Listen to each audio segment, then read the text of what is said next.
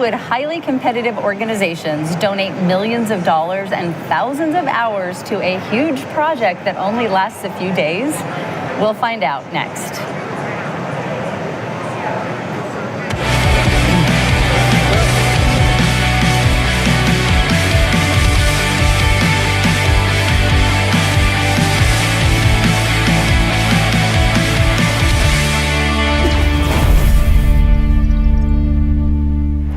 Welcome to SC21 TV. I'm your host, Charla Bokikio. And this week we will show you the latest developments in high-performance computing, networking, storage, and analysis. SC21 TV will be live throughout the conference this week with in-depth interviews with industry leaders and influencers. I'm here now with Lance Hutchinson and Matt Zakowski from Synet. Welcome to you both. Thank you. So tell me, what is Synet and why is it essential to SC21? So Saynet is a team of up to 190 volunteers that build the network services used here at the SC conference each year. So we do everything from provide internet service to folks who are walking around using their phone on wireless internet. We support the technical program and the meetings that are happening in meeting rooms throughout the conference center with high-speed internet that they can use, which has an exceptionally more value right this year in a hybrid format, as all that's being live streamed out of the convention center. And we also provide high bandwidth connections for research and education institutions here on the exhibit floor to demonstrate the latest and greatest in networking technology and what it can mean to them and their research live right here from SC21. Excellent. We could not have a conference without you. Essentially. Yeah, I think we're something that makes SC unique, right? We're something that makes SC very unique that you don't normally see it, just like a trade show, right? It is a technical program, a trade show, and so much more, and Synet's a key part of that. Absolutely.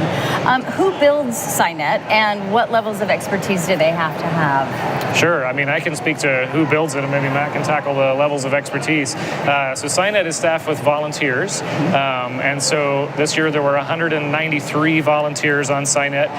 About 95 of them are here in St. Louis, and we have a team supporting us remotely too, configuring network devices and securing our network from even overseas.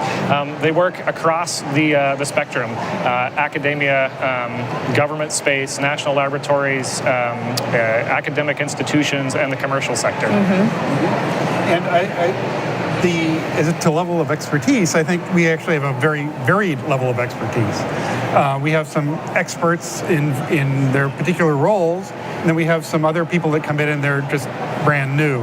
That's one of the things that actually is great about Synet, is that we mix all these people together, and so it's a learning experience for the new people, and usually for the more experienced people, they're touching the latest stuff or something new, or putting it together. And also, the equipment that we have is from various companies, and so you get some interoperability things that you don't get in your day job, and you get some experience here and some new things you can try out. So I think people... Very interesting. And, you know, I mean, the women that I just talked to had a lot to say about that, the mentorship and all of that, and kind of moving up in the ranks. So how much hardware and software is involved, and where do you get it? So this year we have over $27 million of hardware, software services, and support that come together to build what we know as Synet. It comes from our contributors, and so companies that loan us hardware that we will give back here at the end of the week in pristine condition like we received it in. But we also receive software, configuration, services, and support from companies as well. So it doesn't have to be hardware in a rack, although that is a lot of what we do. It's not the only thing we do. And it all showed up here in the convention center back in late October, and a team hit the ground running in a storage room deep in the back of the convention center to start putting it all together, and it'll stay here throughout the week, and then Thursday afternoon it'll all go back to its rightful owner. Wow.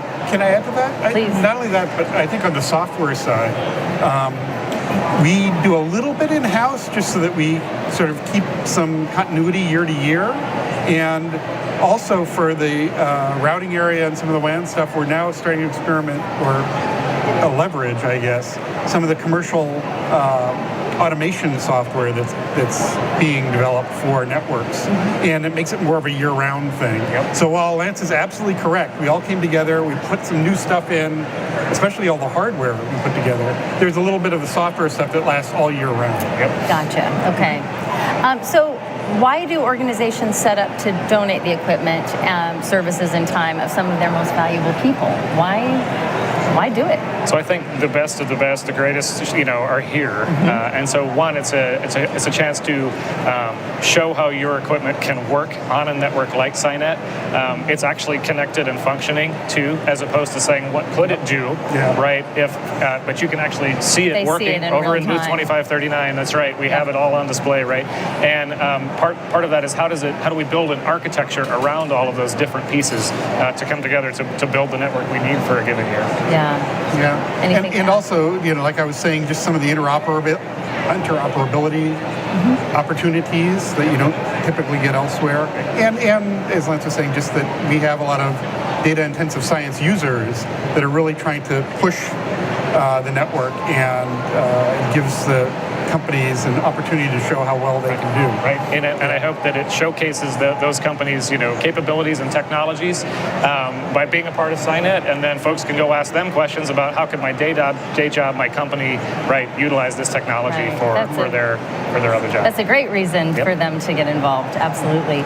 So I know that diversity and equity are increasingly important in the world. How have you all with Synet addressed those priorities? So we have some fantastic efforts, I think, within Synet to do that. And you mentioned the team you just spoke with prior to talking to Matt and I, which is a group called WINS, Women in IT and Networking at SC. It's been around for several years now, but Synet is one of the sponsors of that organization. IT is a fantastic field, IT, computer science, network engineering, and so providing opportunities for women in that field to be able to be a part of this networking community, both the hardware and the technology, but also the people, right?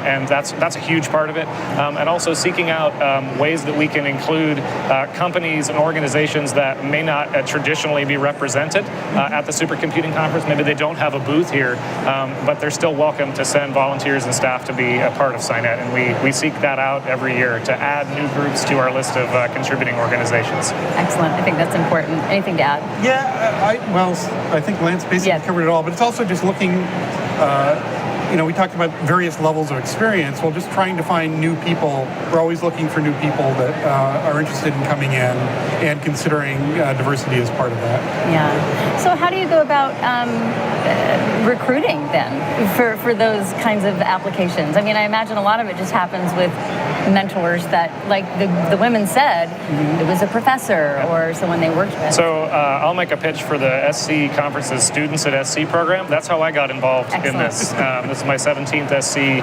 My first one was 18 years ago at SC 2004 in Pittsburgh. And I was encouraged by an academic advisor of mine to say, hey, you can volunteer at this conference. And that's how I met Synet. I met the Synet chair that year. It's pretty neat to be sitting in that chair, 18 years later. And I built a family around people I met. And so a lot of it is that recruiting within, word of mouth. And then you move on from university maybe to a company, some organization, and then you expose that new employer to what Synet can bring them, right? And then hopefully they send you back, and it just kind of keeps growing from there.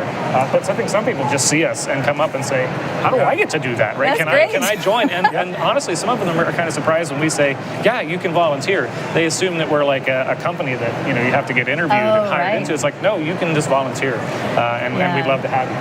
It's funny, and why wouldn't they want to be involved? I mean, truthfully, from what I've seen so far at this conference, the Synet guys and women are like got a lot of personality. You guys are really a lot of fun.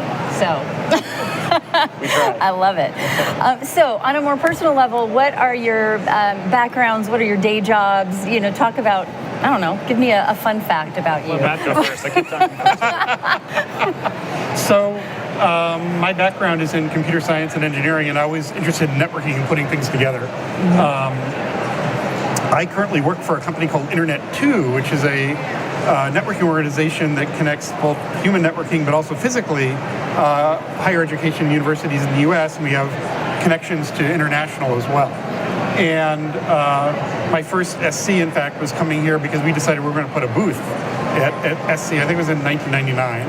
And as I said, I sort of wandered over to the SC booth, and I had some experience with internet measurement and trying to apply some of that to what SC was doing, was sort of how I got involved.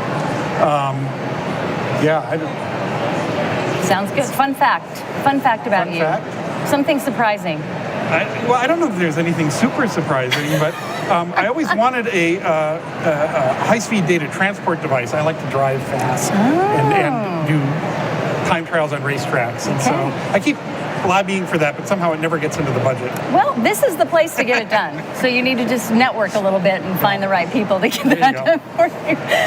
What about you? My background is also computer engineering, electrical and computer engineering. I work at Sandia National Laboratories in Albuquerque, New Mexico. My day job is a manager there in applying HPC-type technologies to national security problems. I started back at the SC conference, as I said, in 2004 as an undergraduate student, and then stuck with it through grad school, and then I was lucky enough for my future employer to say, hey, didn't I meet you back when you were a student at SC? Would you like to do that again? And so that was pretty awesome to get the opportunity to get back into Synet, and I couldn't say no when they asked me if I'd be interested in leading Synet this year. It's truly the most amazing team I've ever had the pleasure of working with. Excellent. It sounds like you're doing great work. So what will Synet look like in 22 in Dallas? And that's why Matt's sitting next to me. I am the deputy chair here at Synet, which means that I get to be in Lance's position next year.